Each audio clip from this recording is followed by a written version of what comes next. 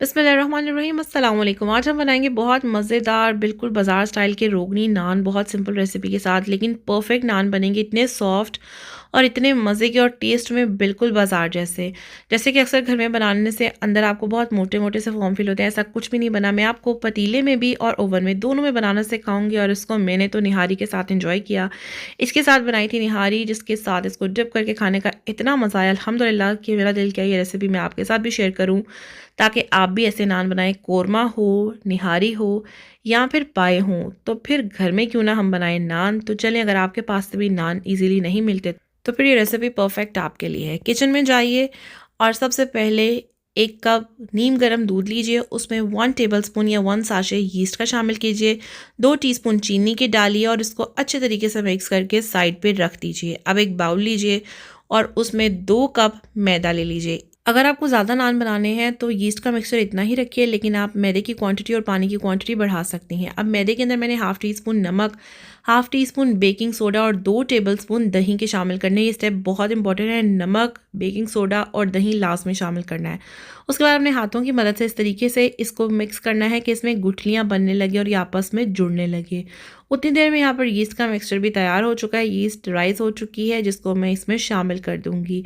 इस डो से मैंने 3 नान तैयार किए थे, यानी कि 3 बड़े साइज़ के नान बनाए थे। आगे आप देखेंगे कि मुझे 4 नान बनाने थे, तो मैंने कैसे 4 नान पूरे किए। खैर, इसमें अब डाल दिया है ऑयल और इसको मज़ीद अच्छे से गूंद लिया है।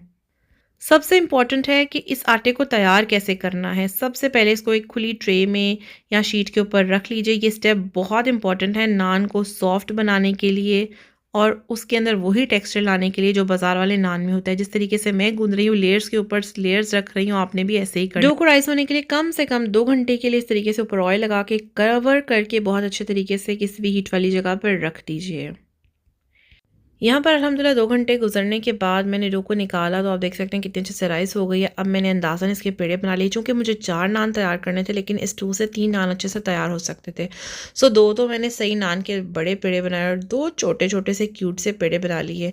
अब यहाँ पर एक बड़े पेड़े को हम सबसे पहले तैयार करते हैं पतीले के ऊपर, यानी कि चूल्हे के ऊपर। मैंने हाथों पर ऑयल लगाया और इस तरीके से स्ट्रेच टेक्निक से मैं इसको बड़ा कर रही हूँ। आप चाहें तो बेल भी सकते हैं, इस तरीके से बेल कर आप जिस साइज़ का बनाना चाहते हैं अब बना लीजिए। सबसे मज़े की बात ये थी कि इतना अच्छा ये नान फूला भी था और पतीले के ऊपर बनाते हुए भी बड़े मज़े का। भी पतीले पे डालते हुए आप देखिएगा कि किस तरीके से ये फूला है। पतीले को पहले प्रीहीट कर लेना है, यानी कि अच्छे से गर्म कर लेना है। उसके बाद इसके कवर के ऊपर आपने ये रख देना है।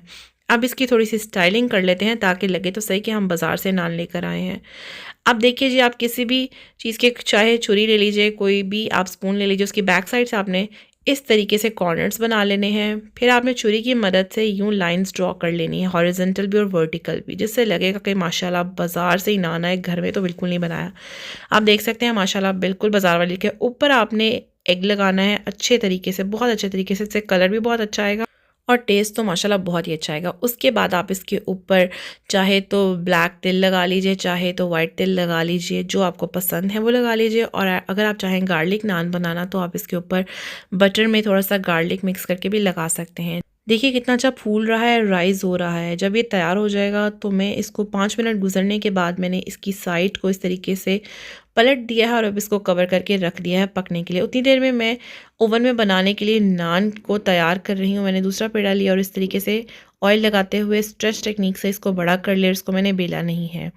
यहाँ पर अल्हम्दुलिल्लाह मैंने बेकिंग ट्रे के अंदर इसको रख दिया है। उसके बाद सेम उसी तरीके से जैसे मैंने पतीले वाले नान को किया था, कॉर्नर्स बनाए हैं, फिर छुरी की मदद से वर्टिकल और हॉरिजॉन्टल लाइंस ड्रॉ की हैं ताकि नान को परफेक्ट शेप मिल सके। और इस तरीके से माशाल्लाह वो राइस भी बहुत अच्छा होता है। आपने एक बार सिर्फ इस रेसिपी को ट्राई करते हुए नान बनाने हैं, फिर आप बताइएगा कि आपके नान कितने जायकेदार और कितने मज़े के बने हैं। क्योंकि जिस तरह अक्सर घर में बनाए तो नान बहुत हार्ड हो जाते हैं या फिर बहुत ज़्यादा मैदे मैदे का टेक्सचर आता है, तो इन नान से ऐसा कुछ भी नहीं हुआ। इसके ऊपर भी तेल लगाया और बेक कर लिया मैंने इसको। ओवन आपका फुल, जो आपका मैक्सिमम टेम्परेचर है ना ओवन का, आपने इसको उस पर ले जाना है और ऊपर और नीचे दोनों रॉड्स ऑन करते हुए बहुत अच्छे से गर्म कर लेना है। उसके बाद आपने नान उसके अंदर रख के सिर्फ नीचे वाला रॉड ऑन रखना है और आपने चेक करते रहना है। जो ही आपको फील हो कि नान अच्छे से राइस हो गए तो ऊपर वाला रॉड भी ऑन कर देना और आपके भी नान इतने ही मज़े के अल्हम्दुलिल्लाह नरम तैयार होंगे। सिर्फ आपने रेसिपी को स्टेप बाय स्टेप फॉलो करना है और डो को लाज़मी इसी तरह गूँथना है। अल्लाह पाक से दुआ है, अल्लाह पाक हम सबको हमेशा अपने ज़ुबान में रखे, सबकी मुश्किलात, परेशानियाँ, तकलीफ़ें अपने रहम करम से दूर फरमा दे, सबके घर में खैर बरकत और बेपनाह खुशियाँ दें। अल्लाह पाक हम सब की तमाम हाजतों को पूरा फरमाए, हमारी दुआओं को कबूल व मंज़ूर फरमाए, हमारे तमाम तर गुनाह कबीरा, गुनाह सगीरा माफ़ कर दें। बेशक अल्लाह पाक माफ़ करने वाले गफ़ूरुर रहीम है। हमें नेक, सच्चा और अच्छा मुसलमान बनने की तौफ़ीक अता फ़रमाए। आप भी सबको हमेशा दुआ में ज़रूर याद रखा करें, मुझे भी दुआ में याद रखिएगा। अल्लाह हाफ़िज़।